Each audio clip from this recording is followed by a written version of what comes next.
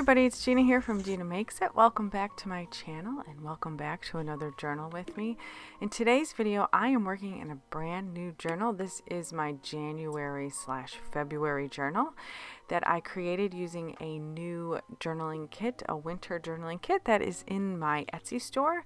If you'd like to see a full flip through of this journal, I will do that at the end of this video, so you could fast forward to the end in case you're interested.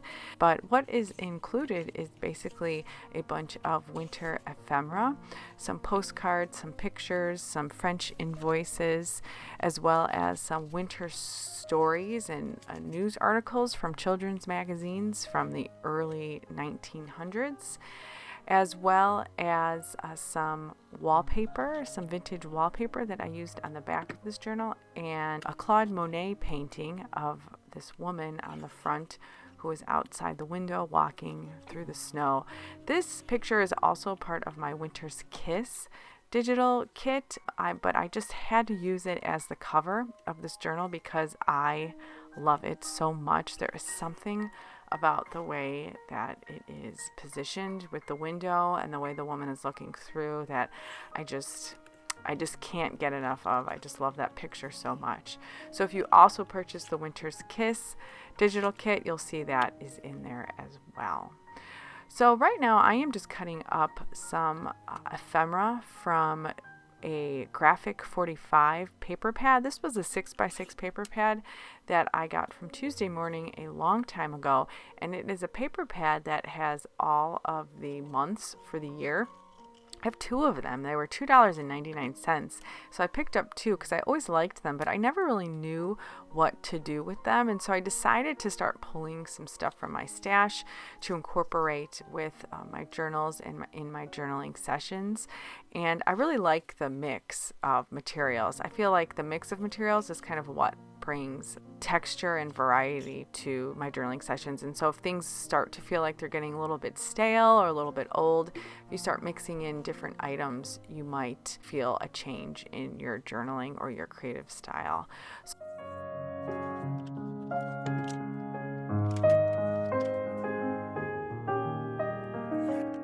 So I'm just using this little card here, and I backed it with some coffee dyed paper, and I am creating an envelope out of some coffee dyed paper. This came from a paper pad from Joann's. It was just like a basics kind of pad, and it had all sorts of different ledger paper, and I had just taken a bunch and threw it in some coffee to give it a little bit more of a vintage feel.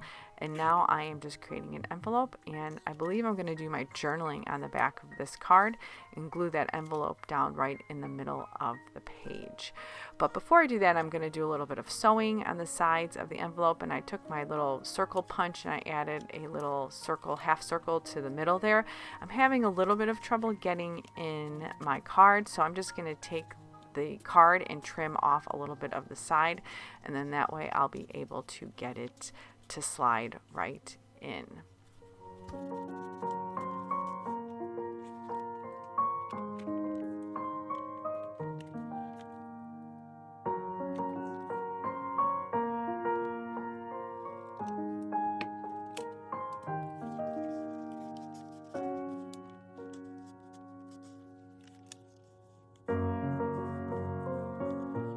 I'm still not sure how I'm going to present the envelope, if I'm going to glue it down flat this way or flip it over, but I do know that I want to create more of an envelope feel, so I just kind of fold in the corners of the top flap and I glue them down, and it really gives a envelope type feel to it.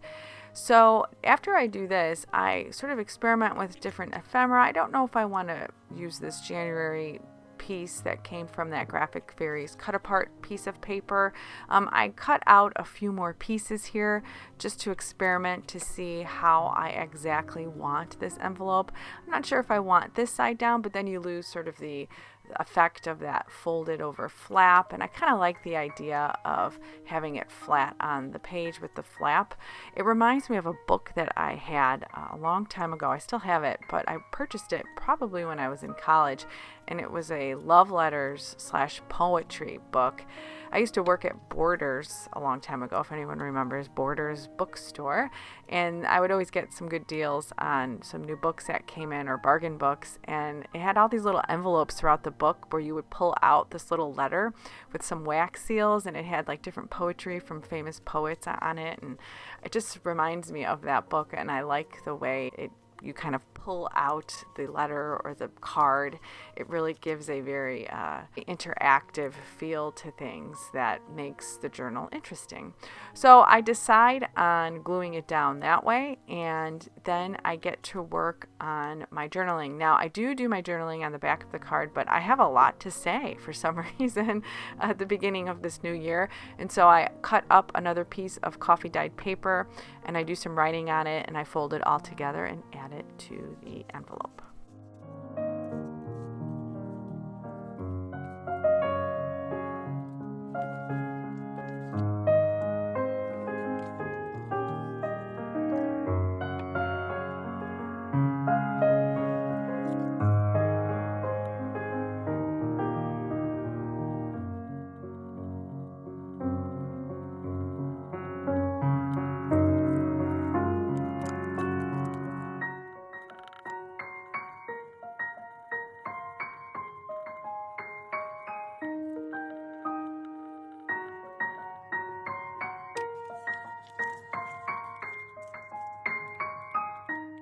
I decide to clip them together with a brass paper clip, and I decide that I'm going to add a little bit of ephemera to the top of it, but I do want to write sort of an overall message for January or the new year, and so I just take some time to kind of write down a goal, not really a goal, but sort of like an intent that I have for the new year, and it basically is sort of the same intent I have all of the time, which is just kind of to slow down and take things as they come and enjoy the moment, because that is something that I do have a hard time doing, and I find when I do it, I do tend to enjoy life a little bit better, and so I am just reminding myself to do that.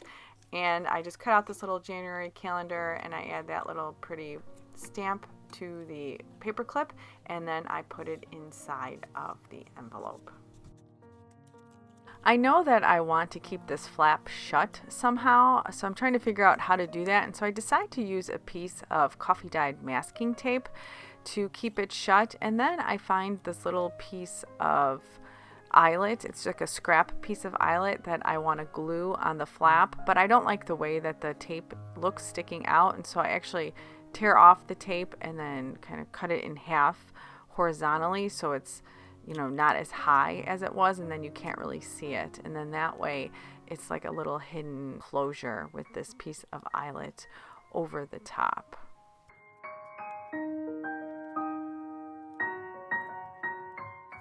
I decided to add a little sentiment to the bottom of the envelope, and so this was another piece of material from that cut apart page on the graphic 45 sheet of paper, and so I just cut off the red part because I kind of want to pull in that red color from the paper below, and I pick a little portion of the saying and I cut it up and I glue it to the bottom of the envelope. I always like starting a new journal with some extended writing about where I'm at, where I came from, what I'm looking forward to, kind of hopes, fears, that sort of thing. So if you are starting a new journal and you don't really know what to do, I highly recommend starting there.